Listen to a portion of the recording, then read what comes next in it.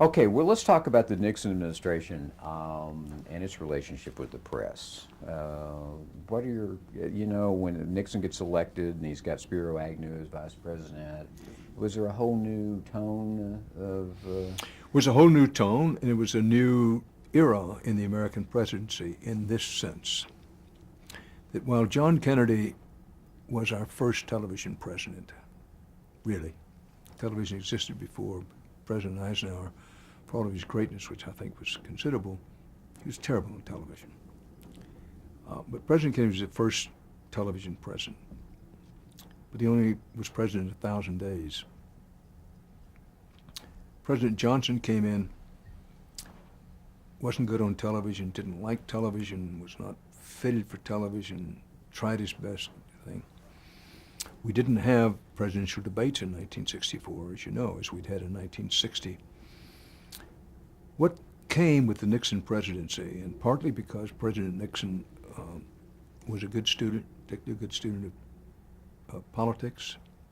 I know a lot of people don't like him, but President Nixon came to the American presidency about as well prepared as any president of the 20th century in the sense that he studied it very hard. But in order to come back from the political dead, Lazarus-like, as President Nixon did, he had to become a close student of the new media. New media to you and me today means something different, the internet, but in those days, which was television. He had among his principal advisors H.R. Bob Haldeman, who was an advertising man and knew a lot about television. I think Roger Ailes, who's gone on to become president of Fox and be involved. With Nixon's interest in bringing himself back, all the way back, using in the campaign the theory and the theme, we don't want to step into any environment that we don't control. This was something new. Lyndon Johnson never thought, I don't think he thought about, if so he didn't think through.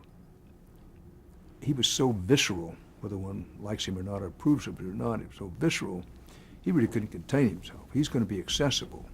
And he was, in many ways, the most accessible president we've had during the television age, bar none. One could say, well, that had to do with his ignorance. Well, nobody ever accused Richard Nixon of being dumb. I certainly don't. So for his campaign, it was we need to have, insofar as we can, a totally controlled environment. We're going to bring control and discipline and marry it to the new television age. And they did so during the campaign. One can make a case, and I'd be here to make the case in another environment, that this was one of the most important keys to Richard Nixon winning the presidency.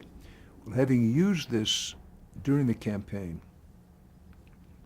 such things as, let's just don't go in a crowd of people, let's get a crowd of people, we handpick them, and we get them in a studio.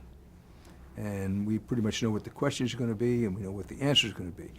It was their equivalent of lawyers saying, don't ever step into a courtroom, and don't cross-examine or examine a witness. You don't know the answer to everything he's going to answer. It was their equivalent of it. So when they come to the presidency, having succeeded in the campaign, they felt, and I think rightly so, that we're going to be the first presidency in this new television age. Yes, John Kennedy was great on television, but it's more than that. It's the total television environment. And H.R. Haldeman, who became chief of staff at the White House, the former advertising man, very smart person, and others, worked with Richard Nixon, in effect saying to him, I don't know that they ever said this to him in these words, in effect saying, look, you're not John Kennedy on television. You're smart, you're better than Kennedy will ever be, so forth and so on. But the key to having you come across on television as best possible is pick the environment, rehearse, control the environment, and only appear in controlled circumstances. Now, there were many other facets to this, such as you have to have complete control over those who speak for you. Haldeman picked one of his advertising aides, Ron Ziegler, a good and decent man. and pretty good at what he did. But before, and this is the point, before the Nixon presidency, press secretaries were there to help advise the president about how to handle the press, and in the later years, including television, to be part of his strategy, say, this is what I'm hearing from the guys in the press, this is how I think you ought to handle it. The president would have other people. But the Nixon presidency was the first to bring a staff announcer, as we would call it, to be press secretary. Ron Ziegler didn't affect policy. He wasn't there to affect policy. Frankly, he was smart enough that they could have and should have listened to him more. He was not a dumb fellow at all. But Haldeman picked him to be the staff announcer, that he was to go out and stick to the script that they gave him each day, and no matter what happened, no matter what question was asked, his instructions were, you give him this answer. So they brought that, and they brought it to the whole presidency. I hope this is making some sense. It was, we have to assert control. Either the press is going to control you, or you're going to control the press. And this was so deeply embedded in the Nixon presidency from the beginning. The other was be aggressive. Never be in a defensive position with the press. On the offensive all the time. And for the first moment, I remember being very surprised, and I was surprised. I didn't know Richard Nixon. I had never covered him to any great extent. Yes, I had met him, and going back to the '60 campaign, but I didn't really know him. And I bore him no ill will whatsoever. Somebody hearing this who was alive at the time may scoff at it for what happened later. But this was a situation. I had covered Lyndon Johnson. I certainly was not one of President Johnson's favorites. Had a lot of difficulty with him. As any trying to be bold and, yes, sometimes aggressive reporter will have trouble with the president. I had my problems with President Johnson. Also, what I really thought was that, well, a new president from a different party may bring a different spirit to the country. The country badly needed it. So I remained the White House correspondent when Richard Nixon got elected, and I was looking forward to covering him. And somebody knew. Mike Wallace, who was a big Nixon person, had set up a little come get to know Richard Nixon party in New York, to which I was invited, but unfortunately my mother died and I was not able to be at that. So anyway, I remember very well in the first weeks of the Nixon presidency, we'd made a little trip somewhere, and I sat down, and one of the assistants to Haldeman, a former newspaper man, also a good guy, sat down with me. And, he said a version of what Haldeman himself said to me later, which was, Dan Rather, don't think we don't know who you are. You're an old-fashioned Texas yellow dog Democrat and a big Johnson supporter. We know who you are and what you are, and we're watching you every moment. I couldn't have been more surprised if a giraffe had come running through the coffee shop, because anybody who knew me knew those things were not true. And particularly given the difficulty I had with President Johnson, that it really took me aback. But I got to thinking about it, particularly after Haldeman himself later told me the same thing. We know who you are, what you are, this is what you are, and we were watching you every moment. I took it as a warning. I think it was intended to be a warning. But when I got to think about it, this is new time. They want you to be on the defensive all the time. They're thinking offense. It's don't let them push you, the press. You push them and stay on top of them. And if not cower them, at least make them think twice about asking any question. And for the first 2 years of the Nixon presidency, I'm sorry to say, and I do not accept myself from this criticism, access is important to reporters. And the White House press corps was smaller in those days, and we all made efforts to demonstrate, listen, we're reasonable. We have a job to do here, but we're reasonable. But right away, from the start, they started picking people whom they thought, rightly or wrongly, were friendly to them, and provide them access, and say to everybody else, you got to earn it. And the way you earn it is be nice, send a Valentine. And that worked from the election time in 68 through 69 and some of 70. It didn't change dramatically. It didn't change dramatically until the widespread criminal conspiracy, which we now put under the sort of slogan of Watergate, was exposed. Mm-hmm. But they were successful for a long time.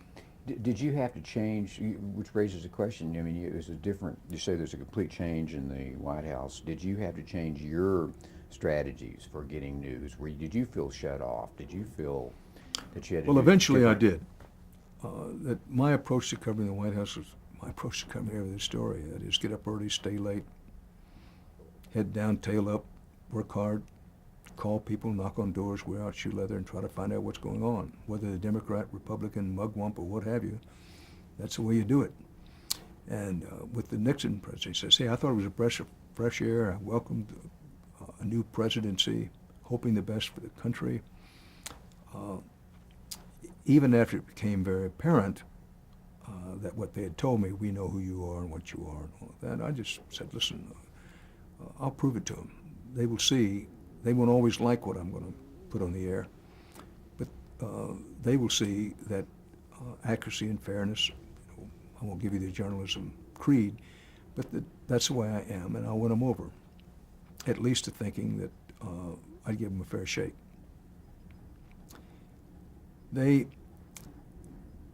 began to seal off information from in the White House. That is, you make telephone calls.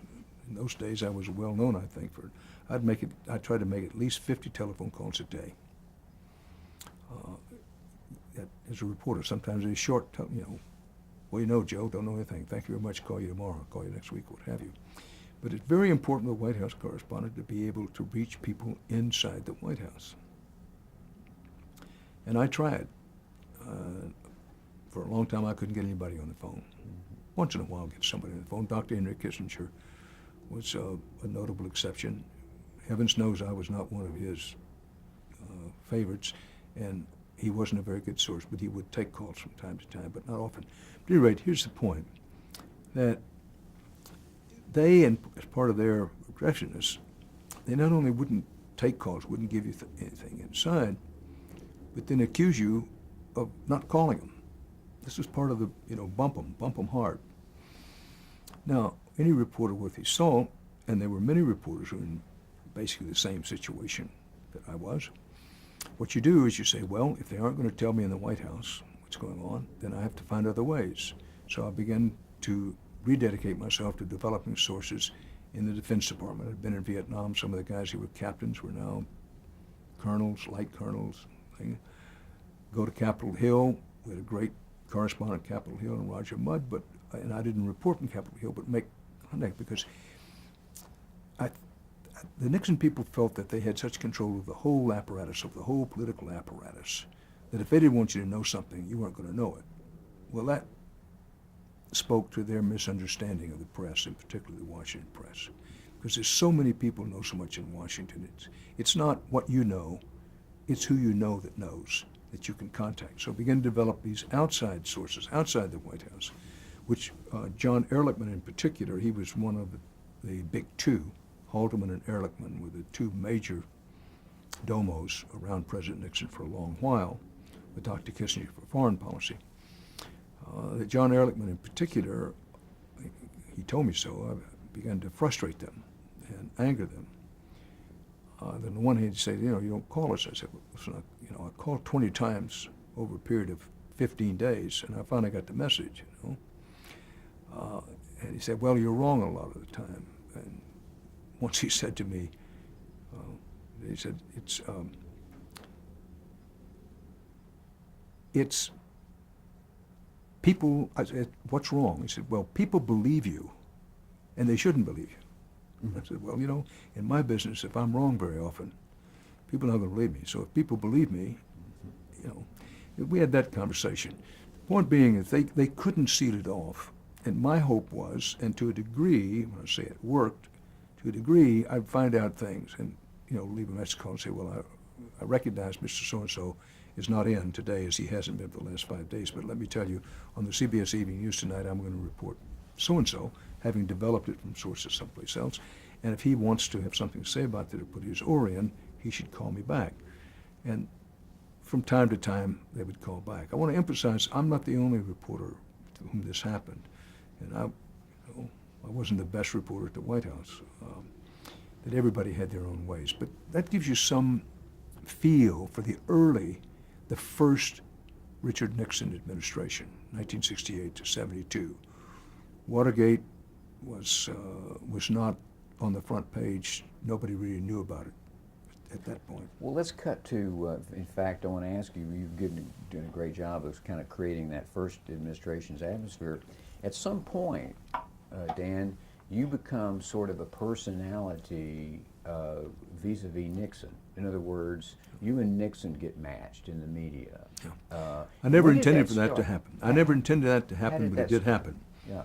You know, I don't know, I have a clip somewhere of, I think it was a Florida newspaper. It was not an uncommon thing, you know. The reporter, Nixon learns to hate or loves to hate or something. Right. You were. I never intended for that to happen. I was never comfortable with it happening, and I was concerned about it. And I talked to my bureau chief, Bill Small, about it. And, you know, his basic thing is, listen, when you're on television every night and you're the chief White House correspondent and you're doing your job, a certain amount of this inevitable thing is seal it out as much as you can. Don't pay any attention to it. Just do your work. What I didn't know for a while is they were pressuring him. A high-ranking Nixon administration official take the bureau chief to lunch. They have a nice wine-filled lunch, and at some point he says, you know, we really like CBS. We really like you, but you have this hard-ass Rather over there, and, you know, it's a problem for you. To Bill Small's credit, and it's worth putting on the record, that he shielded me from that. I didn't even know about it for quite a while. And then when it became pretty apparent he put it on, he basically said, don't worry about it. I got your back. You do your job. And I think this happened with other reporters as well. Do you think there was any one particular incident that set them on fire? And No. then from then I on, don't. it was And I down? don't think it was a case of being set on fire. Uh-huh. Well, I mean, I think they eventually became a flame, if you will. But I think it came slowly. Okay. Look, I'd like to think that it was, they said to themselves, how do I say this? This guy's a little harder to convince than some, and particularly television. Uh-huh. A number of newspaper people who were really terrific, a hell of a lot better than I ever was. But I think, number one, I was on regularly. CBS Evening News, White House correspondent, was on regularly. So one, I was on regularly. Two, I'd been there a long time.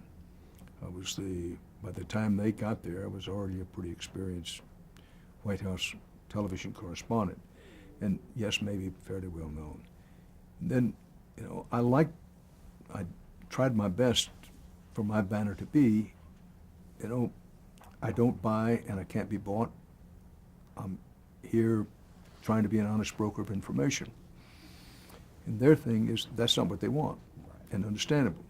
And the longer we went where they couldn't get what they wanted out of me or CBS, it started as small smoldering kind of spark, like a sort of campfire. Then it began to get hotter and hotter. Well, let's talk about one of the fires. Let's go to Houston in 1974. Well, Talk but- about that famous Well, by 1974, responsibility for the widespread criminal conspiracy that was led to a degree out of the Oval Office itself, something that I never wanted to believe. In the beginning, I almost missed the story because not wanting to believe it, I just couldn't believe it was true. But by 1974, the record, the evidence and testimony that the special prosecutor by that time, Leon Jaworski, remember President Nixon had kicked out two before that, but Leon Jaworski was beginning to compile, and it was being made public, the contrast between the record of what had happened and what the president was saying was happening. It was widening. It was a widening gap. And President Nixon began to feel whatever metaphor you want to use. The noose was tightening. The corner was growing smaller. The special prosecutor was beginning to close in. First it was, well, the Watergate burglary was just a third-rate burglary. Didn't have anything to do with us. Then it was, well, some low campaign operatives. And they tossed over Jeb Magruder, thinking, well, that'll end there. Well, that didn't end. So then, it wasn't anything at the White House. It was John Mitchell and some other people outside.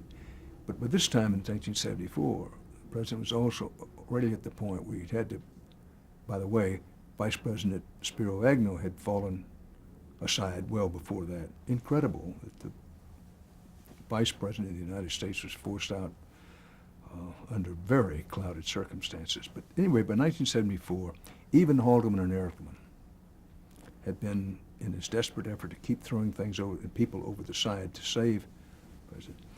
It was all closing on him. And the president and those who advised him set up what I would call a showcase alleged news conference in Houston. And it was for the sole purpose of getting the press on stage. I almost didn't go because they were going to put us on a stage. They had it was in the big arena. They had papered the arena, that is to say, gotten supporters to come in. Not all of them were, but many of them were. And the whole idea was to use the press as props and use this to be a campaign rally for a rally for President Nixon. And that was the atmosphere. There was talk in the press room of, should we even be a part of this? Because it's the first time I'm up on a stage, up on seats. Everybody knew it was a campaign rally. I said, well, listen, why should we independent reporters be a part of this? Have them hire reporters, which they'd done before, so campaign commercials. But there was, not everybody felt that way. Some did. But we finally decided to go. And we got there, and it was about what we expected. And I can't say each and every one of us, but many of us, including many of my competitors in television, people like Tom Gerald of ABC, Tom Brokaw of NBC, we were determined to have it be a real press conference rather than a pretend-to-be press conference. So a guy named Ray Miller with NBC in Houston, a very well-known news director and a good one, KPRC, was to be calling on the reporters. And in the early stages of the news conference is sometimes a little slow to start. There had been some questions, but nobody was, really pressing him. And Ray Miller pointed at me, and by that time, I'd become known for what I was, somebody who tried to ask tough questions at news conferences. And there have been several other incidents before this in which the president had tried to use a little technique of just throwing you off a little off balance, beginning, for example, San Clemente, California, some months before this. I'd said, Mr. President, I want to ask this question respectfully but directly, and he said, well, that would be unusual. It was part of trying to keep you off balance, being what I talked about before, being on the offense all the time. So when Miller pointed to me, I thought he was pointing to somebody else. I guess, truth to tell, I kind of hoped he was pointing to somebody else. But he said, so I got up. And in the atmosphere, it's hard to recreate the atmosphere. But you have a president of the United States who is beginning to face very serious accusations in which members of his own party, people who supported him for a long time, were saying, we want to know the truth. And the truth is, we've already found it out, does not look good for this president. So what I wanted to do is get up and ask a question, a direct question. The question, which I did get finally to ask, was, the special prosecutor has this evidence and testimony that points in one direction, and you keep telling us that's not true. How do we reconcile these two things? But when I got up, it was, I think fair to say, a mixture of boos and maybe, there was some scattered applause. Houston is my hometown. I grew up there, was in radio there and television there for years. But I mean, this is before you could even ask the question. That's right. So I walked to the microphone. And it's fair to say that they were mostly boos. It was mixed, but mostly boos. And I You know, it didn't surprise me. As I say, it was kind of a stacked house in many ways. But my goal was to get up in front of the microphone, and as I always did, you know, you identify yourself, Mr. President, Dan Rather, CBS News. Then he jumped in and said, well, are you running for something? Referring to the noise. Now, all of this happens in nanoseconds. I knew what it was. So, Chab, trying to just take my concentration off, make me a little uneasy. He tried it before, not only with me, but with others, fair to say, a few times with me. And so I wanted to be respectful, and I wanted to get the question. So I said, no, sir, Mr. President, are you? And then that got a little response from the crowd, and then I asked my question. But there are no complaints. I don't have any complaints, but nobody ever remembers the question, which was what I described. Mm-hmm. How do you reconcile what you say with what the known record is becoming? Everybody remembers that little tete-a-tete. That's true. That's very true. Well, but I also caught hell for it. Maybe I should have. But Did you say from CBS? No, I didn't catch hell from CBS. CBS was marvelously supportive.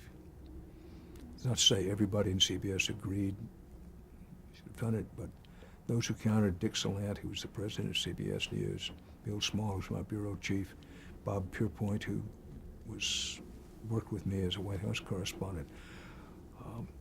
But remember John Apple, who's become an award-winning New York Times correspondent, was with the Times. And I think it was Apple, when I was walking out, said something along the lines, you better go back to your hotel room and just take cover. And I walked from the convention center, I know Houston well, back to my hotel room. And by the time I got there, as what you expect, there were a lot of irate calls, a few calls from my friends saying, you know, better watch it for a few days.